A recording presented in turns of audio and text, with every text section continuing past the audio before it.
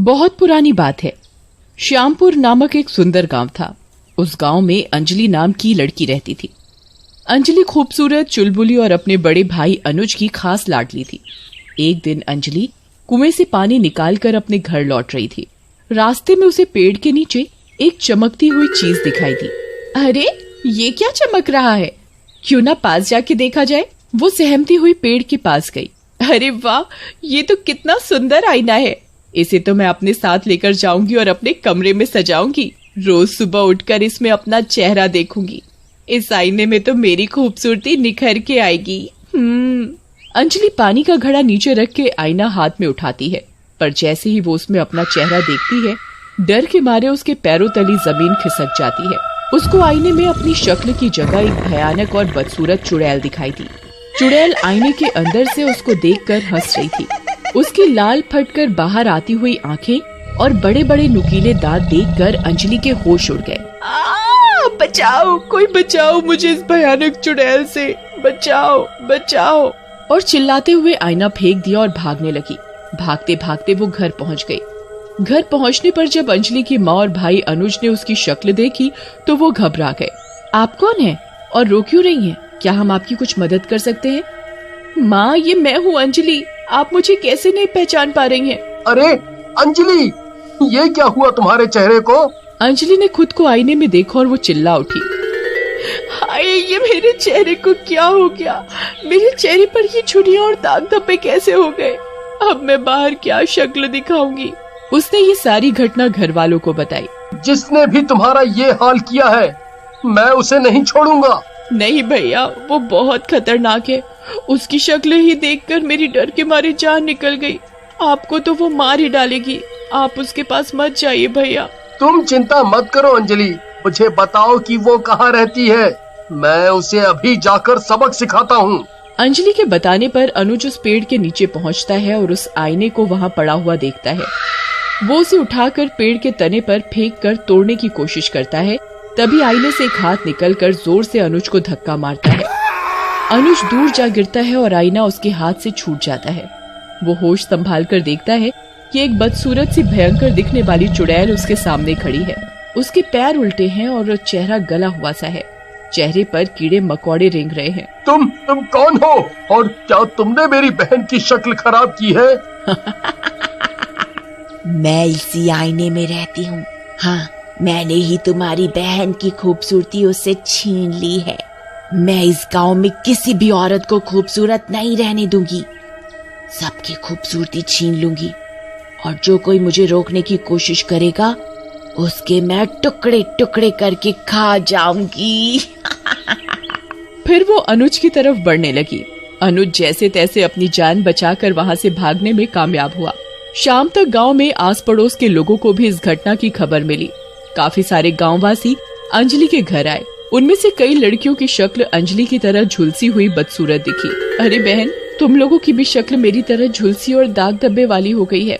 ऐसा कैसे हुआ तुम लोगों के साथ? उन लड़कियों ने बताया, हमारे साथ भी यही घटना हुई थी। उस चुड़ैल ने हमारी शक्ल हमेशा के लिए बर्बाद कर दी। आखिर हमने उसका क्या बिगाड़ा था? अरे, हमने भी कोशिश की उस आईने को तोड़ने की, पर वो चुड़ैल बहुत ताकतवर है। उसने सबको डरा कर भगा दिया। क्या हम लोग एक साथ जाकर कोशिश करें उसे खत्म करने की? हाँ, चलो उसे जाकर दिखाते हैं कि हमारी बहनों के साथ ऐसा करने का क्या अंजाम होता है। ठीक है, सब अपने हथियार लेकर चलो, उस पर हमला करें। रात को सारे आदमी एक साथ उस आईने के पास जाते हैं। एक आदमी उस पर लाठी से प्रहार करके उसे तोड़ने ही वाला होता है कि अचानक जोर की हवा चलती है और सब इधर उधर गिरने लगते हैं। चुड़ैल निकलकर आईने के बाहर आती है और उनके सामने जोर जोर से डरावनी आवाज में हंसने लगती है। तुम फिर आए हो यहाँ? लगता है तुम भूल गए कि मैंने तुम्हें क्या कहा था। तुमने फिर भी मुझे दोबारा रोकने की कोशिश की। शायद तुमने अपना सबक नहीं सीखा है।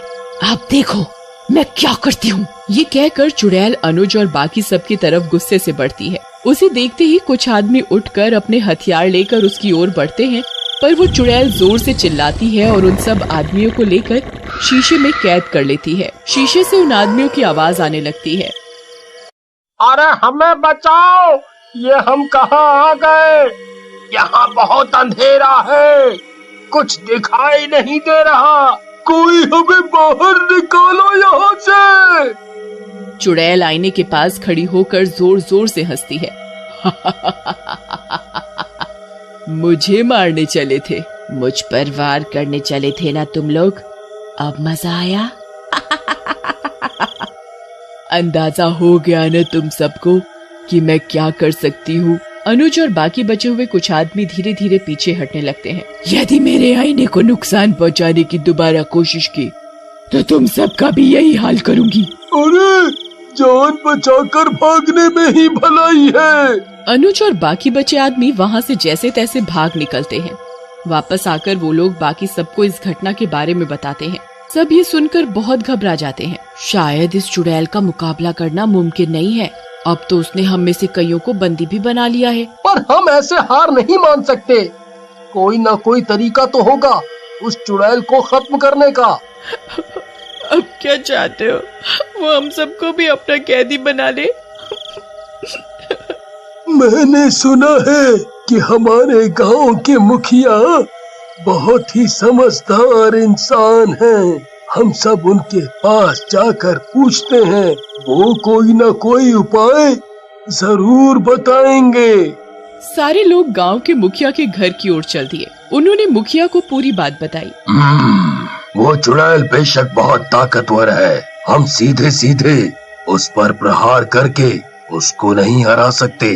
यदि वो उस आईने में रहती है तो उसकी सारी शक्तियाँ उस आईने में ही होंगी। हमें कोई तरकीब सोचनी होगी जिससे हम उस आईने को तोड़ सकें। इस कोशिश में तो कल रात मेरे पति और गांव के कुछ लोग उस चुड़ैल के पास गए थे, पर उसने तो मेरे पति समेत कईयों को बंदी बनाकर उस आईने में कैद कर लिया है। अगर हम फिर से उसके पास गए तो वो उन्हें मार डालेगी। यदि हम कोशिश नहीं करेंगे तो उसको कभी नहीं हरा सकेंगे और वो कभी भी तुम्हारे पति और बाकी कैदियों को आजाद नहीं करेगी। ना ही बहनों की शक्ल उसने बदसूरत बनाई है, वो ठीक हो सकेंगी। वो चुड़ैल ताकतवर है, पर यदि हम समझदारी से और साहस से काम लें तो एक उपाय है जिससे हम उसे खत्म कर सकते हैं। कैसी तरकीब मुखिया जी, आप हमें बताएं, हम उस चुड़ैल को कैसे मार सकते हैं और सबको उस चुड़ैल के जाल से आजाद कर सकते हैं। मुखिया ने सबको तरकीब समझाई। सबने मुखिया की तरकीब में एकजुट होकर काम करने का फैसला किया। उस रात को सारी महिलाएं मिलकर पेड़ के नीचे पड़े शीशे के पास जाकर खड़ी हो गईं और जोर जोर से बात करने लगी। अरे यहीं रहती है ना वो चुड़ैल जो सबकी खूबसूरती चुराती है, जिसने अंजलि, विमला, स्वाति, आशा सबका ये हश्र किया है और गांव के कई आदमियों को भी कैद कर रखा है। अरे वो तो कायर की तरह सिर्फ अकेली लड़की को ही शिकार बनाती है। हम सबकी खूबसूरती एक साथ चुरा कर दिखाए। तभी जोर जोर से हवा चलने लगती है और गुस्से में गुर्राने की डरावनी आवाजें आने लगती है। सब डर कर सहम जाते हैं। वो बदसूरत चुड़ैल आईने से निकलकर गांव वालों के सामने आकर खड़ी हो जाती है। गुस्से में उसकी आंखें और भी लाल होती हैं। वो बड़े बड़े नाखून वाले हाथ बढ़ाकर महिलाओं की ओर बढ़ने लगती है। क्या कह रहे थे तुम लोग मेरे बारे में कि मैं तुम सबकी शक्ल साथ में खराब नहीं कर सकती? मेरी ताकत पर शक किया तुमने। अभी मजा चखाती हूँ सबको। अब मैं सिर्फ तुम लोगों की खूबसूरती ही नहीं छीनूंगी, मैं तुम सबको मार कर खा जाऊंगी। ऐसा कहकर चुड़ैल महिलाओं की ओर बढ़ने लगी। तब तक अनुज एक बड़ा सा पत्थर लेकर पेड़ पर चढ़कर चुड़ैल के आईने से निकलकर बाहर आने का इंतजार कर रहा था। जैसे ही चुड़ैल आईने से दूर गई, उसने आईने पर निशाना साधते हुए ऊपर से वो पत्थर जोर से फेंका।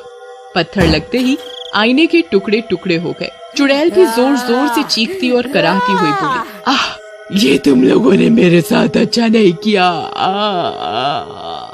वो जमीन पर गिरकर तड़पने लगी और देखते ही देखते खत्म हो गई। अंजलि और सारी लड़कियां जिनकी खूबसूरती चुड़ैल ने छीन ली थी, उनकी शक्ल वापस पहले जैसी हो गई। वो सारे लोग जिन्हें चुड़ैल ने कैद कर रखा था, वो भी आईने से बाहर निकल आए और बोले, आखिरकार हम बच गए। हम वहाँ से जिंदा लौट आए।